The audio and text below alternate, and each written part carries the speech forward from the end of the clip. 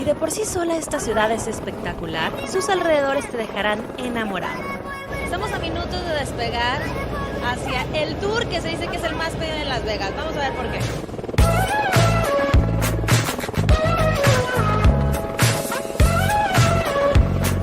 Durante el recorrido sobrevolamos la presa Hoover, Río Colorado, Lago Las Vegas, Fortification Hill y Lago Mead, el cual es el mayor embalse artificial de Norteamérica, del que Las Vegas obtiene el 90% de su agua. Y después de media hora vamos llegando al Gran Cañón. Miren nada más qué belleza. Aunque debo de reconocer que en esta parte es donde más vértigo se siente, ya que estamos muy cerca de las montañas. Literal se siente que van rozando con el helicóptero. Si ustedes en video lo ven impresionante, imagínense en vivo. Pero disfrutarlo desde el aire es la mejor perspectiva para admirar las enormes dimensiones de esta increíble naturaleza.